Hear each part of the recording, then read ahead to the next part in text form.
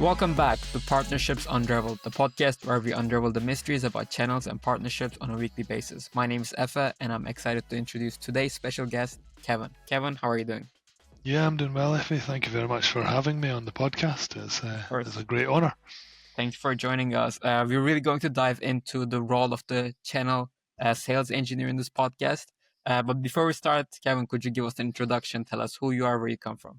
Yep, certainly. So my name's Kevin Rasdale. I live in Glasgow, Scotland. I've been a sales engineer now since, let me say, about 2012. I worked, first of all, at Dell, then in the Dell software group, then moved to StorageCraft, then I was at Virtuoso. Most recently, I was working at Varonis as a sales engineer and technical account manager, and I am just about to start a new challenge, which you'll be able to see on my LinkedIn come the 2nd of February. Amazing. Well, really excited for the next steps in your career. I want to really start with the role of the channel sales engineer role. You said you've been doing it more than over a decade. You worked at companies such as Dell, Varonis. You're joining a new company now. What do you think is the biggest misconception about the channel sales engineering role?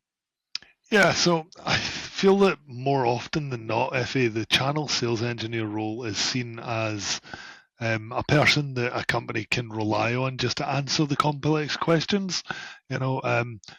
Obviously, with a standard sales engineering role, you're there to support an account team, and I feel that the work that a sales engineer performs with the account team on an internal route isn't really reflected or isn't understood necessarily by the channel as having that same level of support. Whereas more often than not, in my role as a sales engineer, it was I was being, I was having requests to train channel partners or to train new staff, and then really only approached when there was a complex scenario that they wanted a specific question answered. I feel that that is probably the biggest misconception, is that the level of support that the channel can get from a sales engineer is the same level of support that an account team would expect from an internal or a field sales engineer that they have. I think one of the problems is also that partners often don't realize how early they should bring a sales engineer into an opportunity. We've also talked about it before. Yeah. What do you think is the risk if the partners wait too long to, get a sales engineer in a deal? And what do you think the vendors should be doing to create that awareness proactively? Yeah, so I think the challenge, or not necessarily the challenge, but the risk of not bringing a sales engineer in early is the potential to misqualify. Um, within a sales engineering role, technical qualification is one of the key components. Is being able to, it doesn't matter if you're using a challenger methodology, they're using MEDPIC, if they're using command of the message, it's ensuring that the product that the sales team wants to be able to sell, or that the channel want to be able to sell, is actually a technical fit. So I think that bringing a sales engineer in as early as discovery calls gives them that capability of, well, initially qualifying out. There's no point in burning sales cycles and burning time if it's not going to be able to technically suit the scenario that that end customer has. In terms of creating the awareness, I think it would be one of ensuring that the channel marketing, not necessarily channel marketing, sorry, the channel account team are communicating it strongly with each new partner as they onboard. I feel that the initial onboarding of any channel partner should include an introduction to the account team and to the sales engineering team to make them aware that when you have an opportunity, bring these people in. They can qualify it with you, and they can, as a channel sales engineer, I've always felt that my job is to help the channel make money. And if that means that I need to wear many different hats and put on, my vendor's cap and then the hat of the partner, is just to make sure that they've got that level of support. Mm-hmm. And do you feel like maybe once you work with a partner, once the partner calls you, asks for help, do you feel like the second time, third time, they realize that, it's actually much better. We'll call Kevin earlier. We'll get him included in this customer.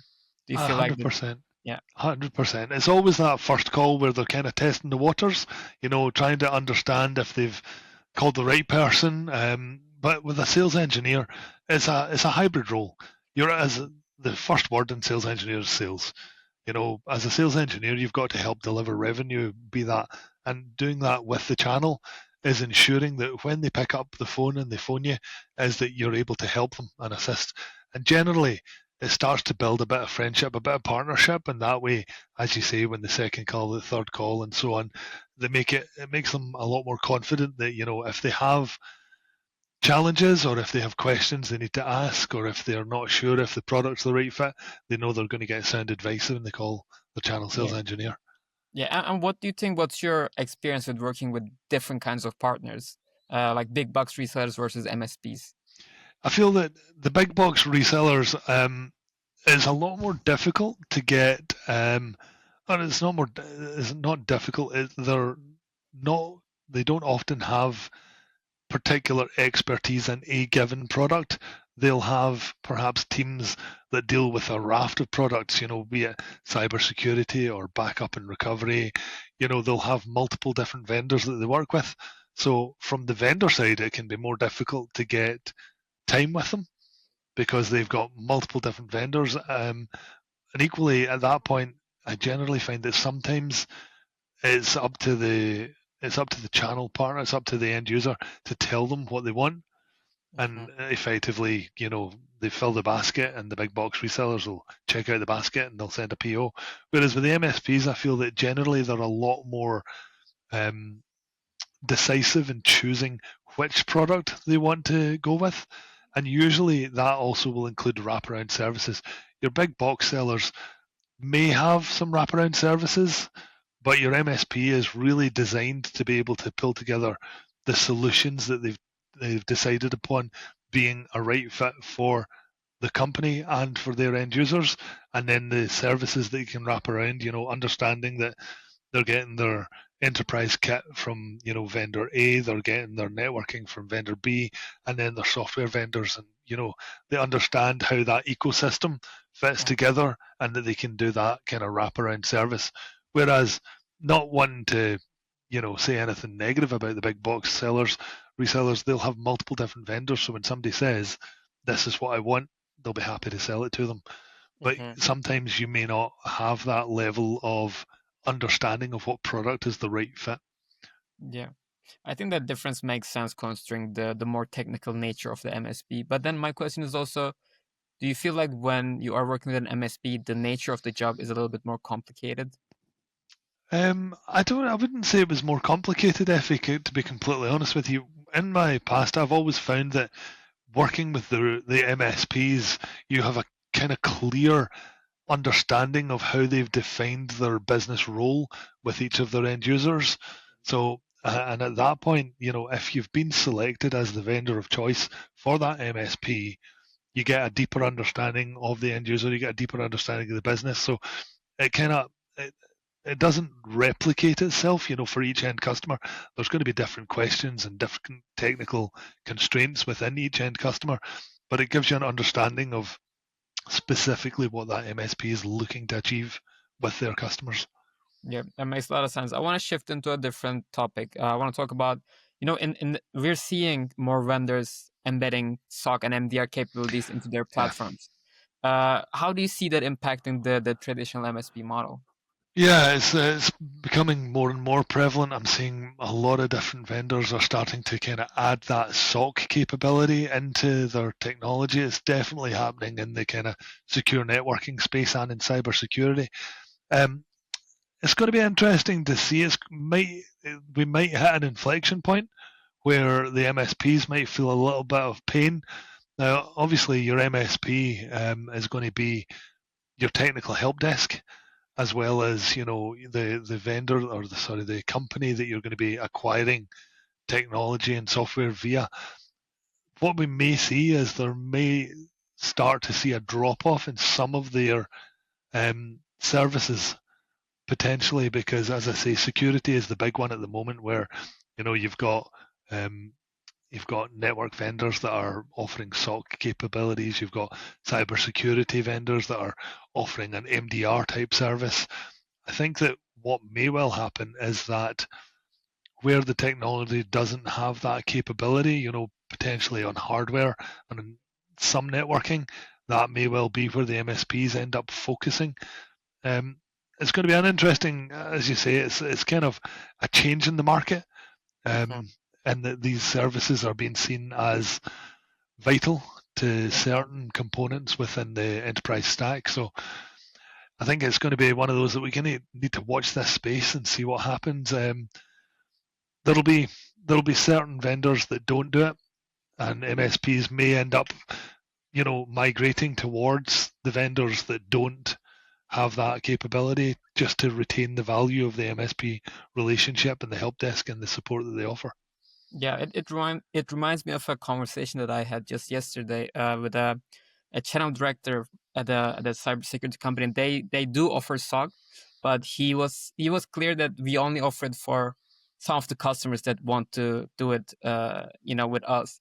But ideally, we also want the partner to do it as well. Like we offer that capability, but it's better for everyone if the partner they're the experts at that. Do you feel like when you say more vendors are offering it, do you feel like more vendors want to kind of take over this this market, or is it just like they offer it because there's some customers asking for it? I think that what I've definitely found is that it's being offered where large customers are asking for it. If you've got flagship customers, the kind of largest deals that they close, if they start saying you've got all of the intelligence, you've got visibility, why aren't you offering that service? That's maybe where you'll start to see it. The big difference, I suppose, is that MSPs that offer a SOC, have a managed SOC is not a cheap investment for any end customer. But when I'm when I'm looking at the vendors that are offering those capabilities, they're taking people from companies like Mandiant. They're taking absolute experts in these spaces, where a Mandiant managed SOC is not a cheap investment, but it's a very worthwhile investment. If you're going to get that as a small uplift on the technology, then it may well mean that for the end users, that's their preferred option. What I would hate to see is there are, the level of knowledge and understanding across the MSP space is absolutely phenomenal. There's people that could school me every single day of the week. They would probably forget more than I would learn about their business. I would hate to see their professional expertise being eroded. The last thing I would like to see is for them to become triage only. So Hmm. I think it's going to be as I say, it'll be an inflection point within the MSP to decide whether that vendor is actually starting to erode the core functionality of the MSP or not. Yeah, I guess you're going to see it's going to be it's interesting to see the shift in the industry. I have a final last question for you, Kevin. Yeah, About the role of the channel SE. If you could give one piece of advice to a new channel SE that's just starting out, what would it be? it would be ignore the work from home mentality that we all got into under the lockdown. Get out there, go and meet your MSPs, go and meet your channel partners, shake hands, get into meeting rooms, understand the strategy. Being face to face, excuse me, sorry, being face to face and establishing those relationships early will give you a kind of foundation for success. But don't just rely on video calls, Yeah. because you get a lot more from people when you can actually sit down and shake their hands. And we're all used to being 100% professional. We're on our video calls, got our messy backgrounds blurred so nobody can see them. It's a much better experience if, even if they don't have a meeting room, take them to a restaurant or take them to a bar, do something with them, start to build the relationships early, and you're guaranteed that you'll be able to succeed with your partners. Yeah, I love that answer. I'm so glad that you said that. I think it's just a different experience, different energy that when you get to meet the people in person. I think also that you get a chance to dive much deeper into getting to know their business, getting to know them personally. I think building those connections, that's what one thing that I really love about the channel. About the Yeah. channel, like going to these events, the energy is really crazy. I'm really happy that you said it. Well, Kevin, Olivia recommended you to join the podcast, and I want to continue the chain and ask you for your recommendation for a future guest on the podcast. Who do you think we should have next? So in terms of understanding, people not just professionally but personally, the person that always astounded me with his knowledge is a gentleman by the name of Barry Hughes. He works for ArcServe and he is the MSP territory manager for EMEA North. I used to work with him a while ago, and the capability, if I was at an event and people would walk up to me and seeing thousands of people over a couple of days, someone would be able to walk up to me and I would know that I know them. I know that I work with them. But if their name badge was switched the wrong way around, sometimes I was a little bit snookered. Whereas Barry had his capability of knowing who that person was from 50 yards away, and he would know about the business, he would know about what they were doing, he would know about his family holidays and things like that. I think he's an absolute leader in terms of a territory manager in the channel. I think he would be a great guest for you to have on Partnership Unraveled. Well, Barry, if you're listening, I'll be reaching out to you soon. Hope we can get you on the podcast. And Kevin, thank you so much for your time, for this great conversation, for your recommendation, and see you in the next episode.